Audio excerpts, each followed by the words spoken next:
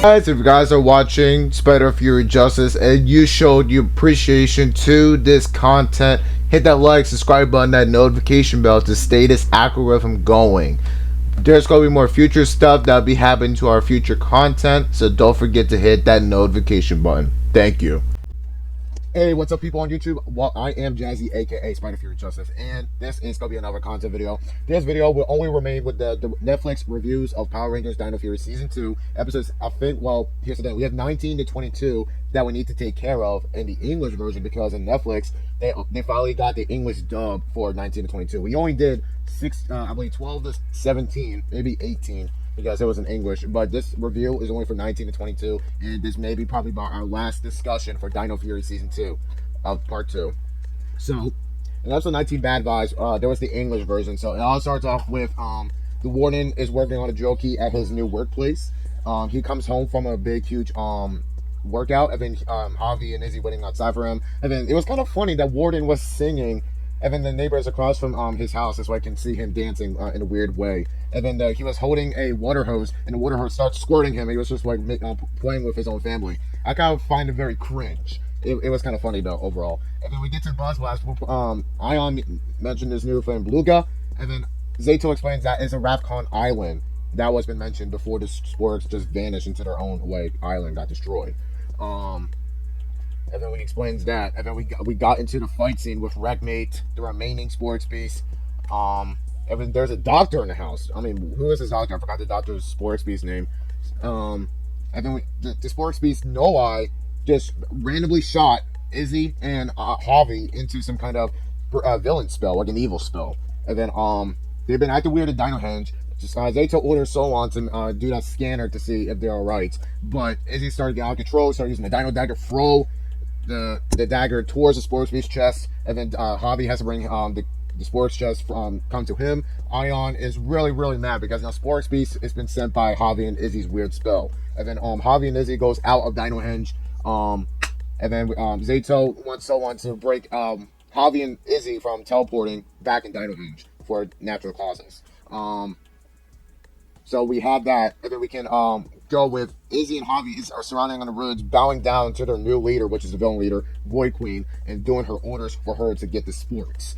Now that was kind of like a blind side because if you ask me, now Javi and Izzy just they're evil, but they're turning their backs from the Rangers because they're evil. And then we get to a later point of the episode that Izzy and Javi learns that they were not supposed to meant to hurt somebody, but also remember the good vibes instead of the bad vibes, because bad vibes is not a good sense of humor if you're trying to make people feel bad for not reciprocating.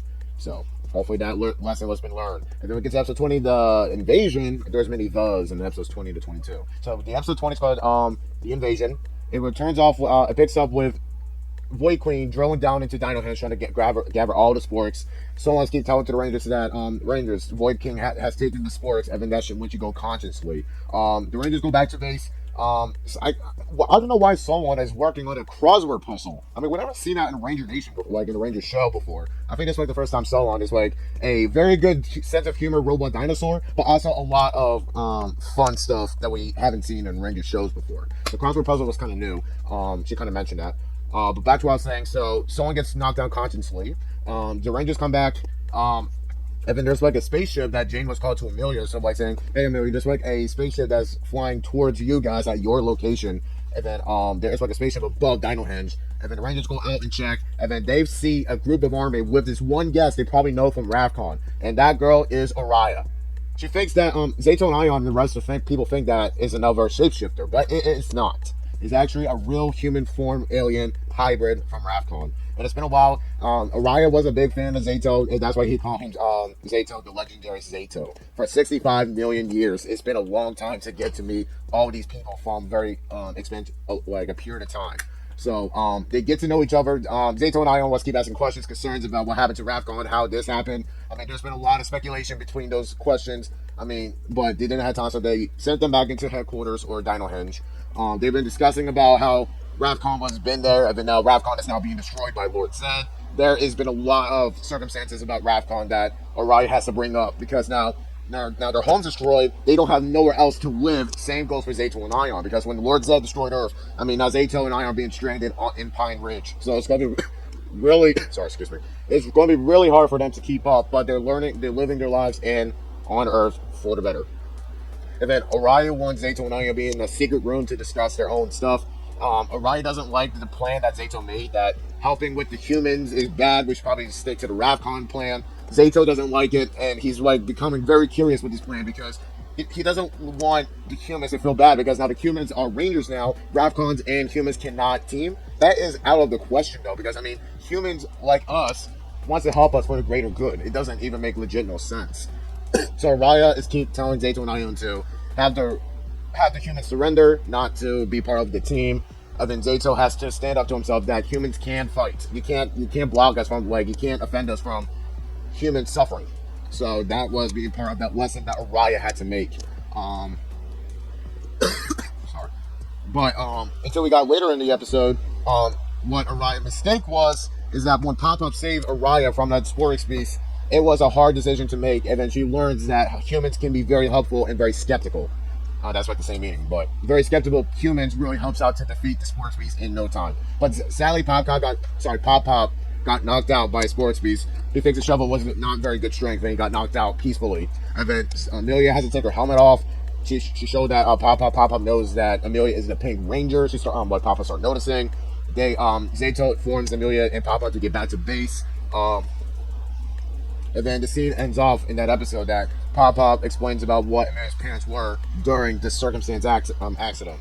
So that really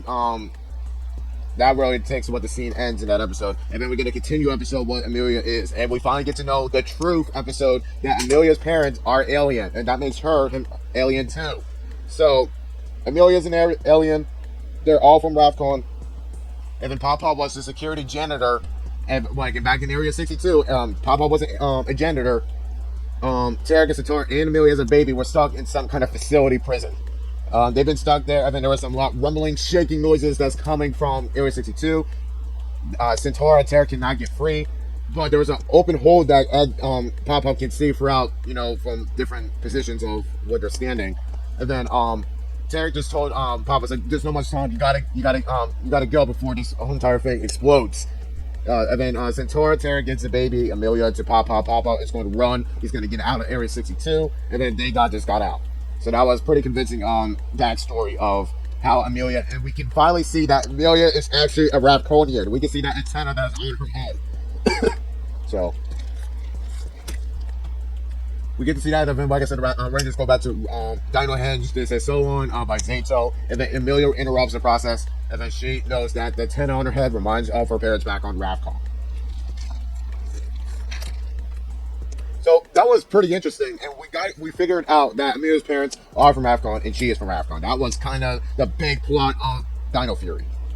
So we get to see that on the road, and then once we got to the end part, Amelia reminds of Void King, so Void King is trying to use that snare blaster to capture Amelia. It was kind of funny though because she's not a ghost. And then Void King slashes the Rangers. Amelia's trying to stop Void Queen and Void King from all the damages. She looks back into her mind and shows Tarek that all the things she been keeping missed was quite a misunderstanding. So we get to see that. And then Tarek, Void King transfer back to Tarek. Tarek is back to his normal self. And then the Rangers are in real trouble because the cocoon is now at Buzz Blast. Which is why, another continue episode 22, The Nemesis. In the Nemesis episode, we got to see the big map of what it's going to be like with the explosion. The explosion reminds you of what it's going to be like when the cocoon hatches on Earth. And then many people have to go evacuate with this plan because Void Queen is trying to get revenge on humans. She's trying to destroy the city, or destroys the Earth, and just let it be damaged for the rest of the meantime, which is not going to happen. Tarek is trying to find out why Amelia is trying to convert a message to Void Queen that she all along was her daughter. And then Void Queens keep interrupting, being distracted by her because she thinks that Amelia, the one who's the Pink Ranger, is not her daughter. So, and then she thinks her child was gone during that accident.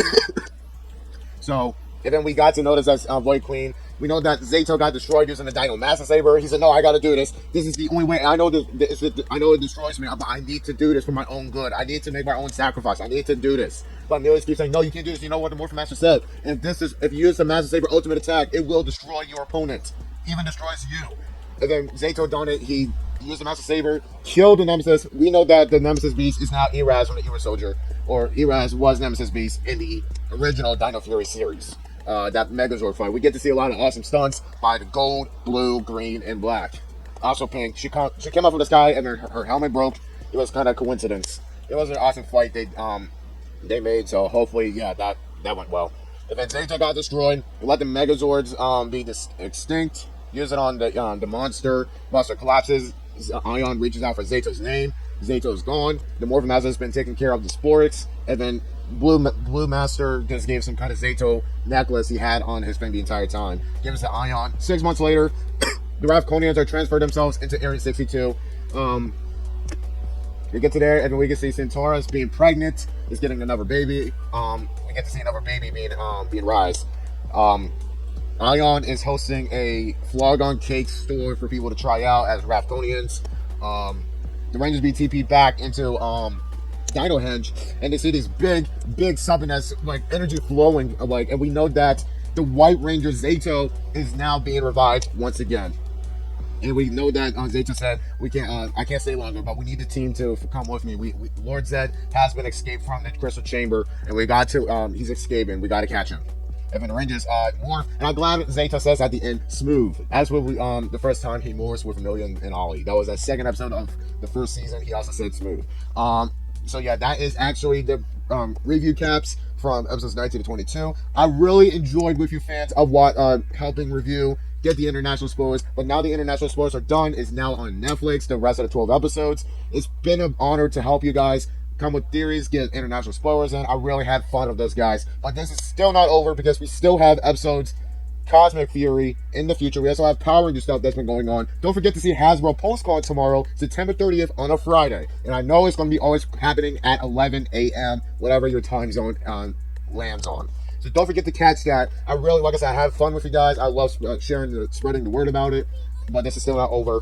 We have more Power Rangers content in the future, so don't forget to look out for those. Do not unsubscribe. Do not stop. We're here as a community. I'll keep my best to upload more videos in the future. Until then, thanks for watching, guys. If you like this video, you know what to do. Hit that like, subscribe button, that notification bell. You can also send me a comment in the comment section below. Until next time, I'm Jazzy, and I'll see you guys later. Adios, amigo. And I'll always remember, but hey, it's just a theory. A film theory and cut. Thanks for watching.